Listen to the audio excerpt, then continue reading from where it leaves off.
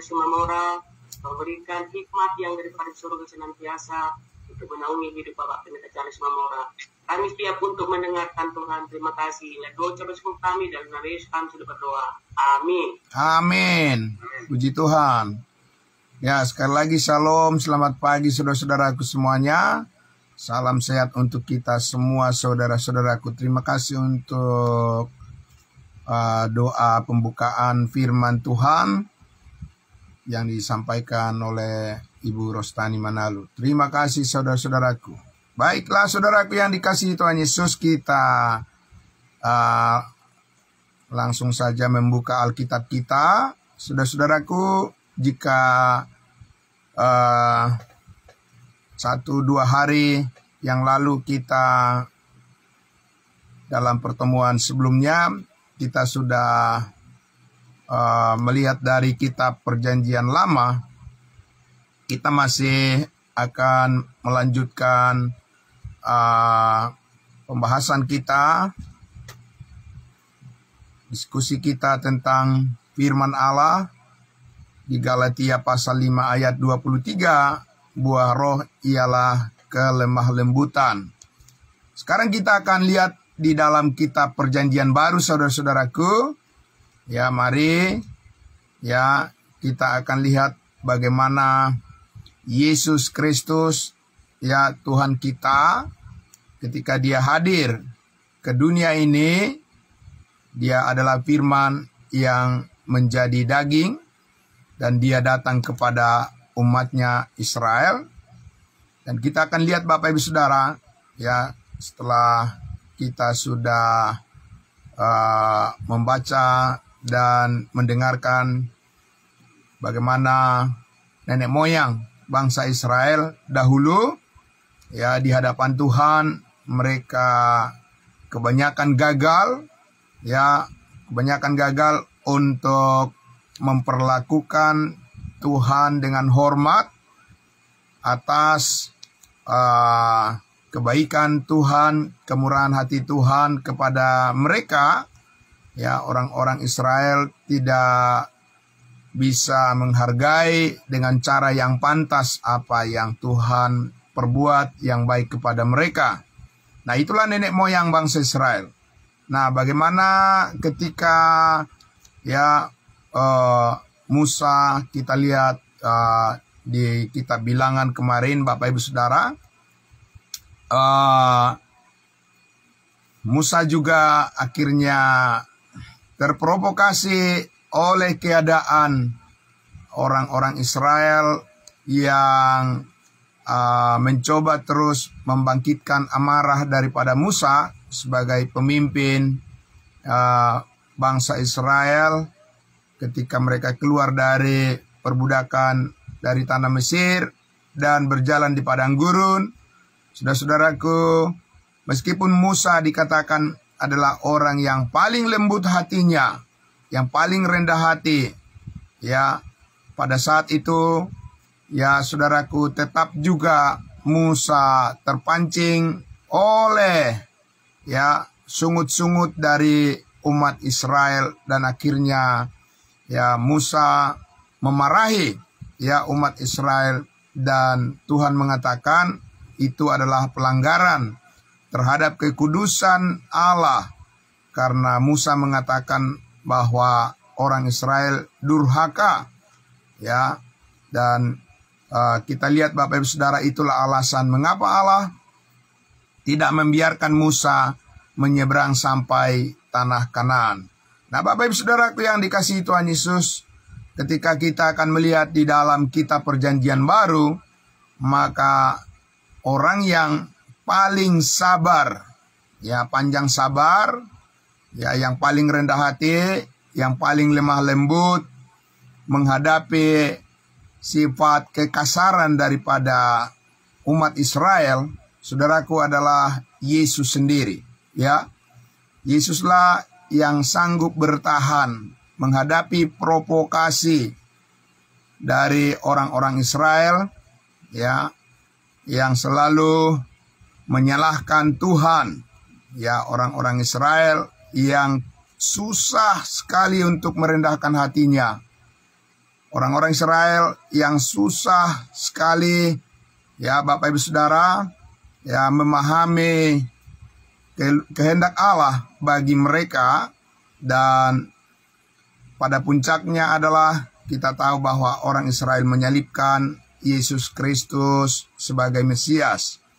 Nah, mari kita lihat saudaraku betapa sulitnya, ya, betapa sulitnya, betapa susahnya orang-orang Israel ketika mendengarkan panggilan daripada Tuhan Yesus bahwa supaya mereka bertobat, supaya orang-orang Israel bertobat, dan oleh karena kerajaan sorga sudah dekat, saudara-saudaraku, orang-orang Israel di mana Farisi, ahli Taurat, Saduki adalah mazhab, kelompok-kelompok yang pada saat itu terus memprovokasi, ya, supaya orang-orang Israel mengadakan perlawanan kepada Yesus terhadap pengajaran-pengajarannya, ya. Nah, mari kita lihat saudara di dalam Matius pasal 11. Ya, jikalau kemarin kita sudah melihat bagaimana Musa, ya, di kitab Bilangan, orang yang paling lembut hatinya pun tetap juga saudara terpancing oleh kemarahan dan sungut-sungut daripada orang Israel, dan akhirnya Musa juga bersalah, ya saudara-saudara. Nah, sekarang kita lihat Yesus yang paling lembut hatinya berhadapan dengan orang Israel yang disebut sebagai bangsa yang keras tengkuk, ya Bapak Ibu Saudara, bangsa yang orang-orang yang selalu, ya, hatinya jahat kepada Tuhan. Namun Yesus Kristus tetap memperlakukan mereka sebagai bangsa pilihan dan orang-orang yang dikasihinya, memanggil, ya, orang-orang Israel supaya mereka mempercayai rencana Allah bagi mereka, bagi masa depan mereka. Kita lihat Bapak Ibu Saudara, ya, di dalam kitab Matius pasal 11. Mari saudaraku, ya, Matius pasal 11, kita lihat dari ayatnya yang ke-25. Jadi kita melihat bagaimana Yesus menampilkan kerendahan hatinya, meskipun dia adalah Tuhan, dia adalah Raja, dia adalah Mesias bagi bangsa Israel. Seharusnya orang Israel yang sadar, yang harus sadar bahwa mereka lah yang paling membutuhkan, ya, kedatangan daripada juru selamat, kedatangan daripada Mesias. Tetapi tidak juga demikian Bapak Ibu Saudara. Orang-orang Israel selalu berprasangka buruk. Orang-orang Israel selalu menduga atau salah menduga, dan bahkan hati mereka selalu jahat terhadap Yesus Kristus Juru Selamat kita. Nah, kita lihat Bapak Ibu Saudara di ayatnya yang ke-25, ya, bagaimana Yesus menangani mereka, saudara-saudara. Ayat 25, ya, di situ di Alkitab yang berbahasa Indonesia, judul perikopnya dikatakan ajakan juru selamat. Amin. Ya, ayat 25. Pada waktu itu berkatalah Yesus, aku bersyukur kepadamu, Bapa, Tuhan langit dan bumi, karena semuanya itu Engkau sembunyikan bagi orang bijak dan orang pandai, tetapi Engkau nyatakan kepada orang kecil, pada orang-orang yang percaya dari orang-orang Israel sebagian pada waktu itu, ya. Bukan pemimpin-pemimpin yang menyambut kedatangan Yesus, tetapi adalah para nelayan, ya, para wanita, orang-orang yang dianggap tidak diperhitungkan, tapi mereka lah justru yang membuka hatinya untuk menyambut Tuhan Yesus, ya. Ayat 26, ya Bapa, itulah yang berkenan kepadamu. Semua telah diserahkan kepadaku oleh Bapakku, dan tidak seorang pun mengenal anak selain Bapa, dan tidak seorang pun mengenal Bapa selain anak dan orang yang kepadanya anak itu berkenan menyatakannya. Saudara-saudaraku yang dikasihi Tuhan Yesus, inilah pernyataan-pernyataan yang paling memprovokasi atau membangkitkan kemarahan di dalam hati orang-orang Israel. Bapak Ibu Saudaraku, setiap kali Yesus mengatakan bahwa dia satu dengan Bapa, ya, bahwa Bapa satu dengan dia, Yesus telah melihat kemuliaan Bapa di surga, dan bahwa Bapa hanya berkenan kepadanya sebagai anak tunggal Allah. Orang-orang Farisi, ahli Taurat, orang Saduki, orang-orang Israel, Bapak Ibu Saudara, selalu benci, ya, membenci pernyataan Yesus Kristus yang menyatakan bahwa dia dengan Bapa adalah satu. Bahwa Yesus Kristus menandakan bahwa dia adalah Allah. Jadi Bapak Ibu Saudaraku yang dikasihi Tuhan Yesus, ya, orang-orang Israel sangat tidak menyukai, ya, orang-orang Israel selalu terpancing dan terprovokasi dan selalu ingin bertengkar dengan Yesus Kristus apabila Yesus mengatakan bahwa dirinya disamakan dengan Allah. Bapak Ibu Saudaraku yang dikasihi Tuhan Yesus, disinilah orang-orang Israel pada zaman Yesus hatinya tertutup dan mereka selalu berniat jahat, ya, kepada Yesus Kristus, berprasangka buruk Bapak Ibu Saudara kepada Yesus Kristus dan selalu ingin membunuh, ya, Yesus yang mengajarkan kebenaran kepada mereka. Ini adalah hal yang sangat ironis, ya, Bapak Ibu Saudara.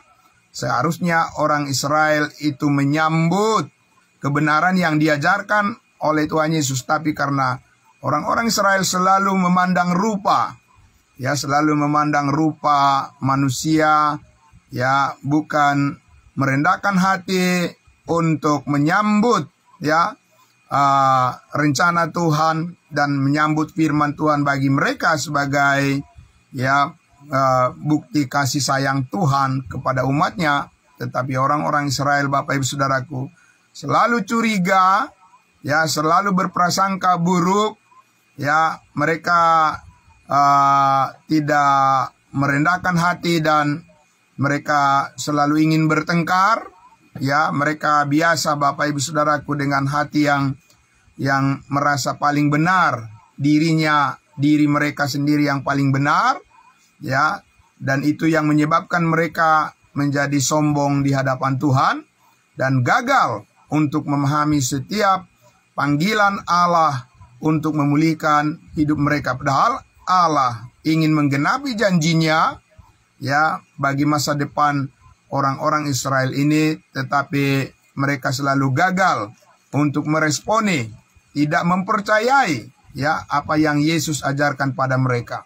Bapak Ibu Saudaraku yang dikasihi Tuhan Yesus, ya, sama seperti keadaan di zaman sekarang ini juga, orang-orang yang paling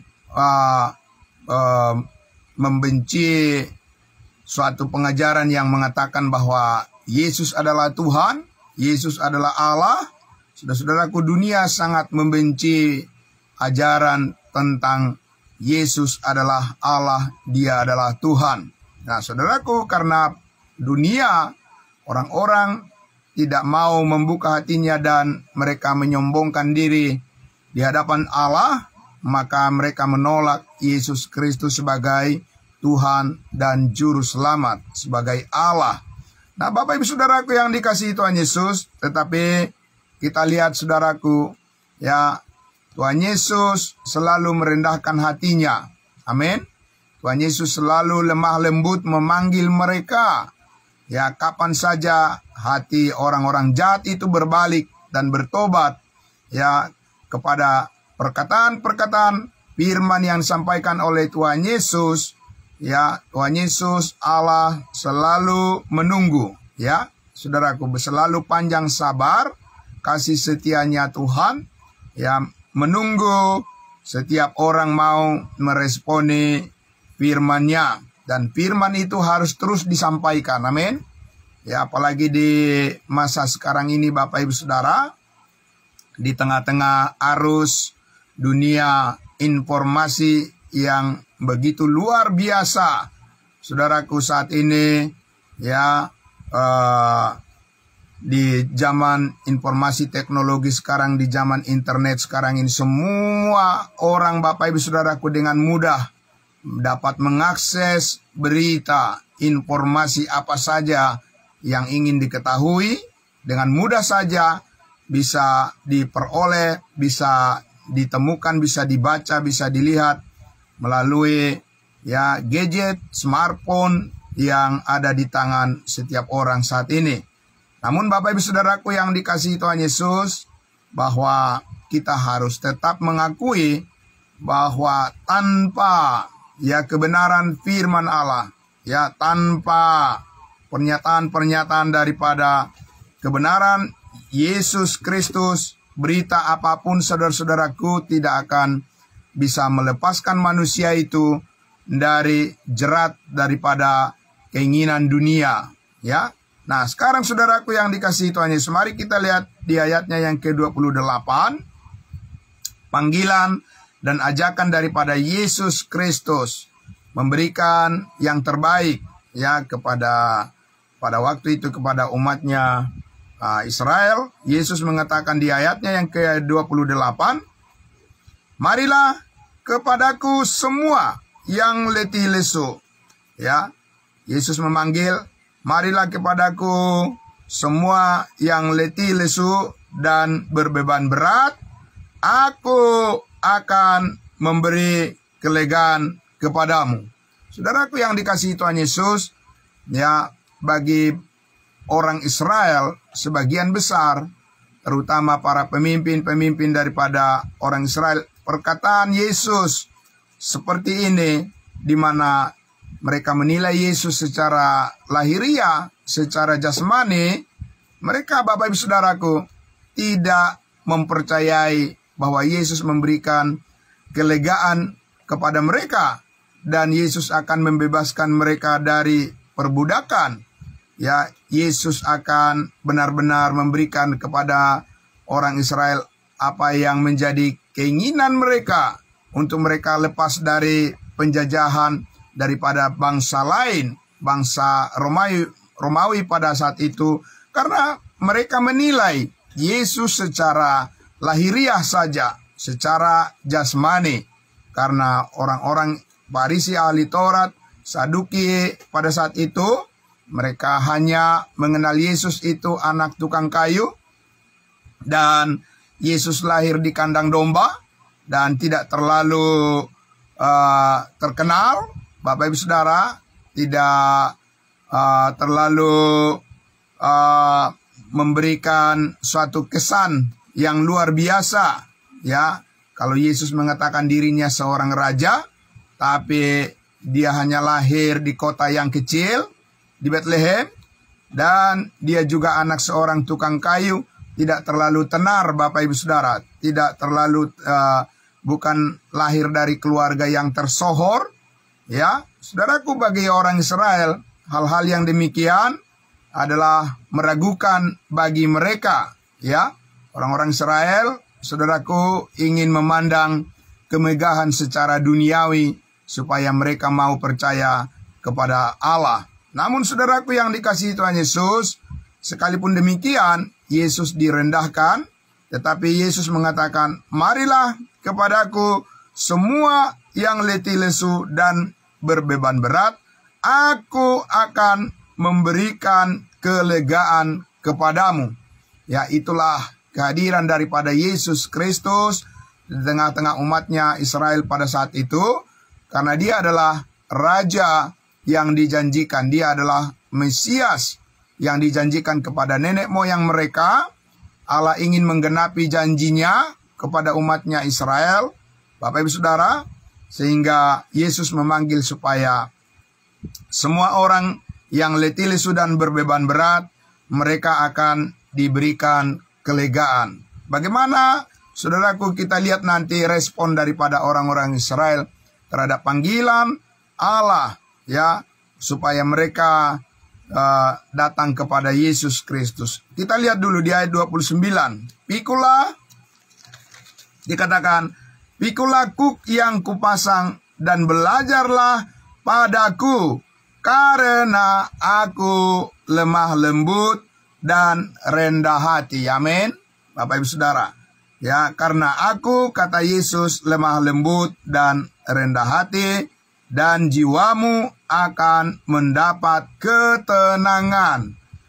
Sebab kuk yang kupasang itu, ayat 30, sebab kuk yang kupasang itu, ya, beban yang kupasang itu, kata Yesus Kristus, enak, ya, dan bebanku pun ringan. Saudara-saudaraku yang dikasihi Tuhan Yesus, orang-orang Israel mendengarkan perkataan Yesus ini, saudaraku, mereka berpikir dalam hatinya, bagaimana cara Yesus Kristus membebaskan mereka dari tekanan hidup, ya, di mana mereka adalah sebagai umat pilihan, tapi mereka diperbudak oleh bangsa lain pada saat itu.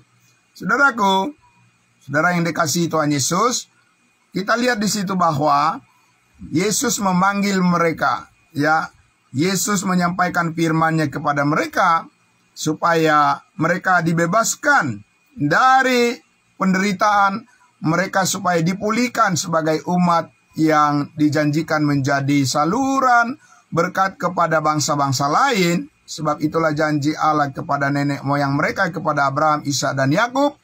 Saudaraku, ya, tetapi Yesus mengatakan, pikulah kuk yang kupasang, dan kuk yang kupasang adalah enak dan bebanku pun ringan. Yesus memanggil dengan lemah lembut. Saudaraku yang dikasihi Tuhan Yesus, tentu saja kita memahami apa yang dimaksudkan oleh Yesus Kristus di sini, kuk atau beban, ya, artinya, ya, saudaraku, karena orang Israel pada saat itu harus mengikuti Yesus Kristus dalam, ya, cara hidup bagaimana menuruti perintah-perintah Allah di bawah perintah hukum Taurat. Tapi saudaraku yang dikasihi Tuhan Yesus, meskipun perintah hukum Taurat itu berat sekali, ya, dan orang-orang Israel selalu gagal dan banyak kali gagal mereka di hadapan Tuhan, melanggar janji mereka, tidak mampu mereka, saudara-saudaraku, menyesuaikan diri mereka terhadap panggilan Allah menuruti perintah-perintah hukum Taurat. Tapi di sana sudah datang Yesus Kristus, ya, sebagai penyempurna, ya, sebagai penyempurna daripada hukum Taurat. Orang-orang Israel harus percaya bahwa di dalam diri Yesus Kristuslah digenapi seluruh hukum Taurat itu, sehingga orang Israel akan dibebaskan dari ancaman hukuman yang tercantum di dalam perintah-perintah hukum Taurat yang tidak mampu dilakukan oleh nenek moyang mereka. Jadi Bapak Ibu Saudaraku yang dikasihi Tuhan Yesus, ketika kita mendengarkan cerita tentang orang kaya yang muda, ya, yang ini sudah pernah dikhotbahkan oleh hambanya Bapak Pendeta Joksen Pardosi, tentang orang kaya muda yang bertanya kepada Yesus Kristus, "Guru, perbuatan baik apa yang harus kulakukan supaya aku memperoleh hidup yang kekal?" Ya, orang muda itu bertanya kepada Yesus Kristus, "Guru yang baik, perbuatan baik apa yang harus kulakukan supaya aku dapat memperoleh hidup yang kekal?" Yesus menjawab, ya, lakukanlah perintah-perintah hukum Taurat. Jangan berzina, jangan membunuh, jangan berdusta, dan seterusnya. Lalu orang muda itu, Bapak Ibu Saudara, berkata kepada Yesus Kristus, "Semuanya itu sudah kuturuti dari masa mudaku, lalu apalagi yang masih kurang?" Karena orang kaya muda itu merasa bahwa dia sudah melakukan ketaatan beribadah dalam sistem agama yang dianutnya, agama Yahudi, dan dia merasa bahwa perbuatannya perbuatan-perbuatannya sudah memadai. Tapi di dalam hatinya, dia tetap saja merasa bahwa dia belum pantas untuk masuk ke dalam kerajaan Allah. Nah, saudaraku, dan anak muda itu berkata, apalagi yang masih kurang? Ya, lalu Yesus menyatakan kesempurnaan yang datang daripada firman-Nya. Yesus berkata, jikalau engkau ingin sempurna di hadapan Allah dan ingin dipuaskan dan ingin mendapatkan kelegaan dan supaya bebanmu yang berat itu bisa terangkat, ya, Yesus mengatakan, pergilah dan jualah segala hartamu, ya, kemudian bagi-bagikanlah kepada semua orang miskin, dan setelah itu datanglah kepadaku, kata Yesus Kristus kepada orang kaya yang muda itu. Nah, saudaraku, tetapi apa yang terjadi? Ya, orang muda itu, orang kaya yang muda yang bertanya kepada Yesus Kristus, ya, tentang bagaimana caranya untuk memperoleh hidup yang kekal. Dikatakan, lalu dia, ya, orang muda itu hatinya sedih dan dia menolak mempercayai, ya, perintah atau mempercayai perkataan Yesus Kristus, dan hatinya sedih sebab banyak hartanya. Karena di mana hartamu berada, disitulah hatimu berada. Saudaraku yang dikasihi Tuhan Yesus, jadi kita lihat di situ, Yesus mengatakan, sebab bebanku itu ringan. Ya, ringan Bapak Ibu Saudaraku, karena apa? Yang diminta oleh Tuhan Yesus adalah mempercayai firman-Nya. Amin. Karena dengan mempercayai firman Tuhan Yesus, maka Tuhan akan memberikan kemampuan untuk melakukan apa yang dikehendaki oleh Allah. Amin. Saudaraku, dimulai dari percaya, dimulai daripada beriman, dan dimulai daripada hati yang merendahkan hati di hadapan Tuhan dan mempercayai firman kebenarannya. Sebab karena mempercayai firman kebenaran Allah, maka Allah memberikan kekuatan bagi orang tersebut untuk melakukan apa yang Tuhan kehendaki. Tapi saudaraku yang dikasihi Tuhan Yesus, orang muda itu bersandar kepada pikirannya sendiri. Dia tidak sungguh-sungguh ingin mempercayai, ya, firman Yesus Kristus. Dia masih menyimpan di dalam hatinya bahwa yang dipikirannya itulah yang benar. Ya, bahwa, ya, pikirannya yang terbatas, kemampuannya yang terbatas, pengetahuannya yang terbatas itulah, saudaraku, yang masih dipertahankannya. Ya, sehingga dia tidak mau percaya dengan apa yang Yesus katakan, sekalipun dia bertanya apa yang harus kulakukan, ini dan itu dan seterusnya. Tapi sebenarnya dia tidak sungguh-sungguh ingin mempercayai Yesus Kristus dan firman-Nya. Dia hanya sekedar, Bapak Ibu Saudaraku, ingin pamer.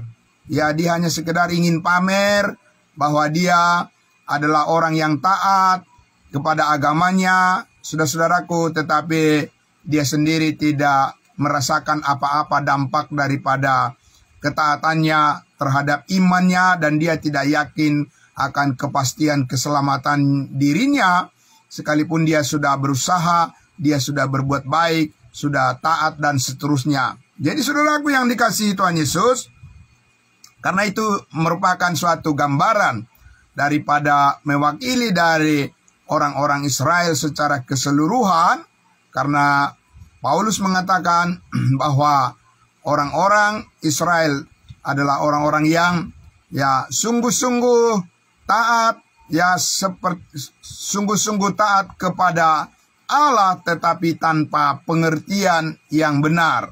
Ya, saudaraku yang dikasihi Tuhan Yesus, mari kita lihat, ya, di dalam Yohanes pasalnya yang ke-8. Mari saudaraku, kita lihat Yohanes pasal 8. Ya, disinilah kembali lagi kita lihat bagaimana orang-orang Israel selalu ingin bertengkar.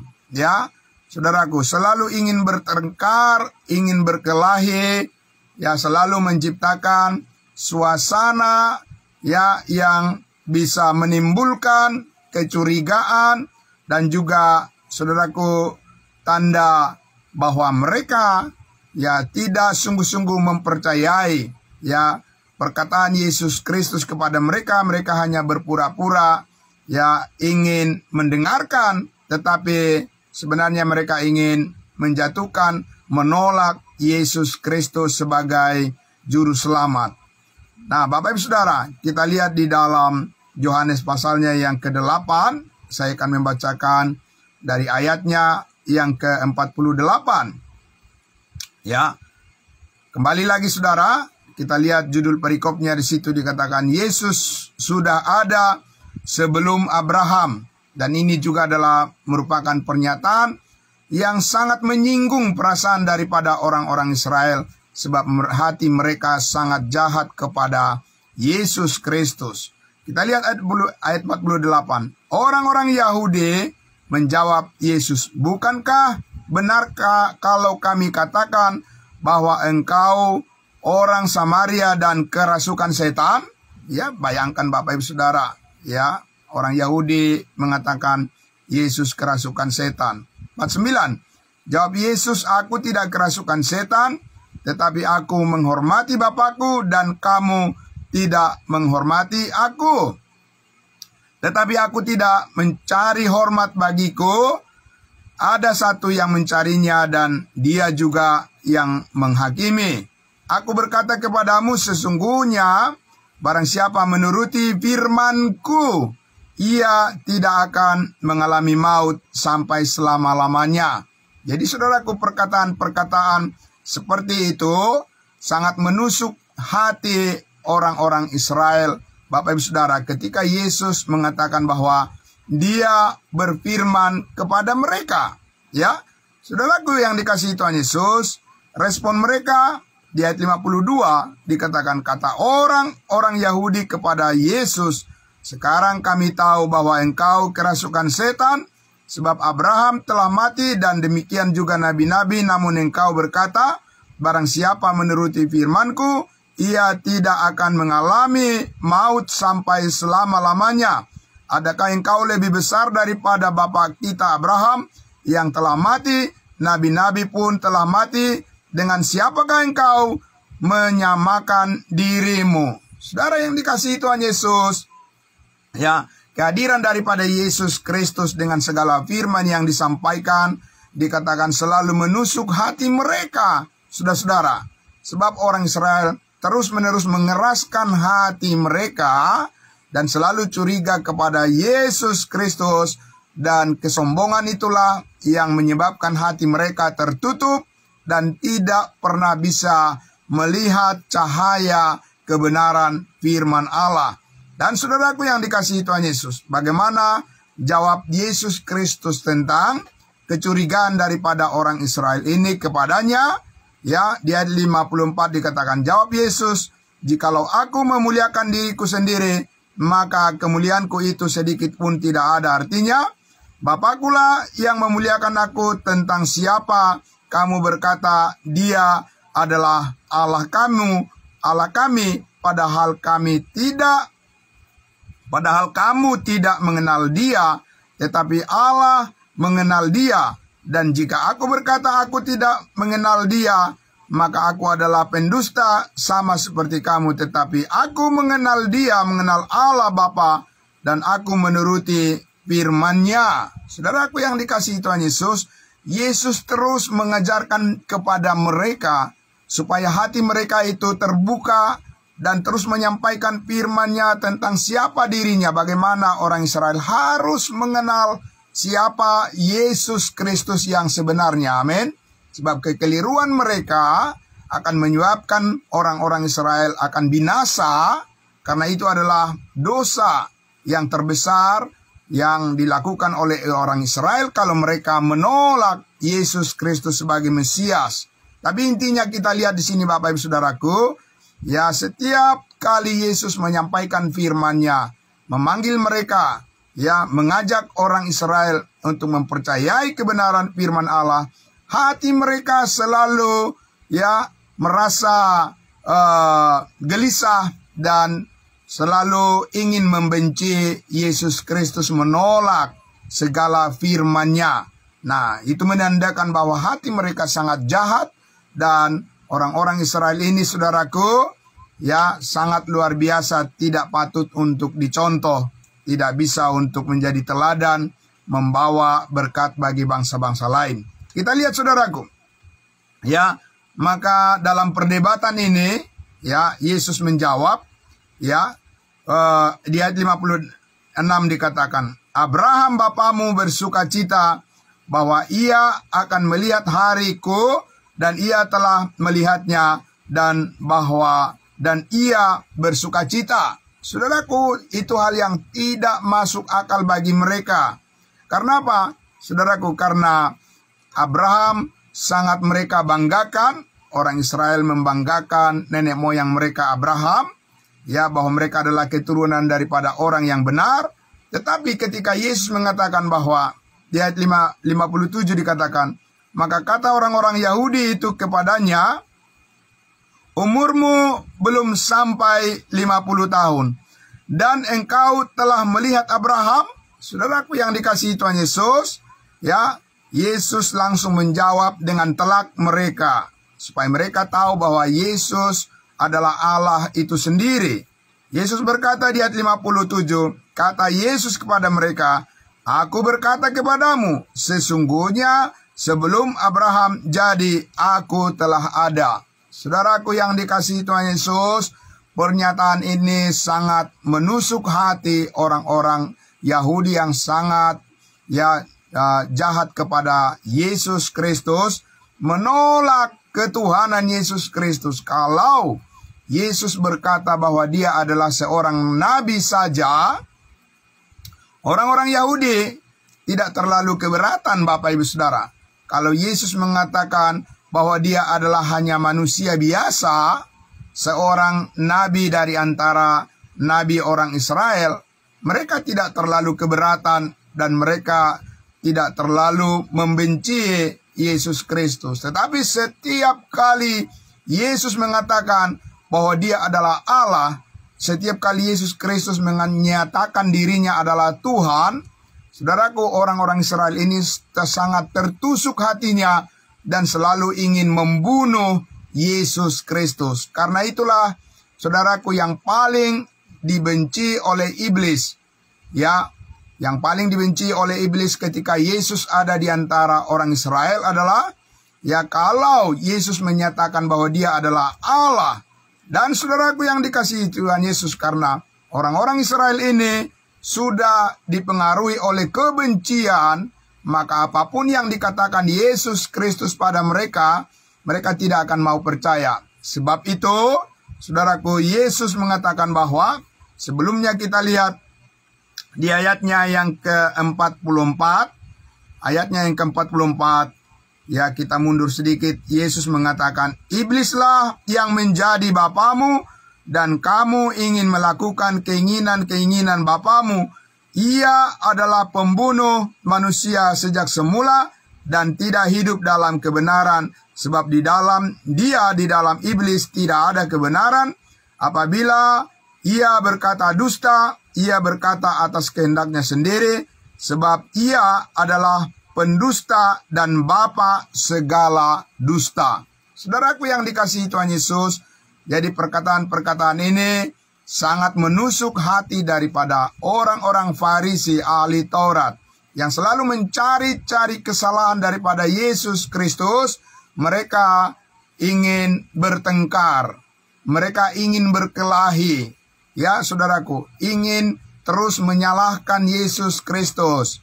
Ya, sama seperti di zaman sekarang ini, Bapak Ibu Saudara, kalau kita lihat YouTube, ya, di media sosial, mereka selalu memperdebatkan terus, ya, apakah Yesus adalah Tuhan? Di mana di Alkitab dikatakan bahwa Yesus mengaku dirinya adalah Tuhan? Bagaimana Yesus berdoa kepada Bapa? Dan kalau Yesus ada di bumi, dia adalah Allah, lalu di manakah Tuhan pada saat itu? Apakah sorga dalam keadaan kosong pada saat Yesus Kristus ada di bumi? Dan banyak hal yang mereka tuduhkan saat ini Bapak Ibu Saudaraku, tapi intinya adalah mereka ingin menolak firman Allah, menolak Yesus Kristus sebagai Tuhan dan Juru Selamat. Maka Yesus sama seperti menghadapi orang Yahudi pada waktu itu, hal yang sama juga saat ini saudaraku.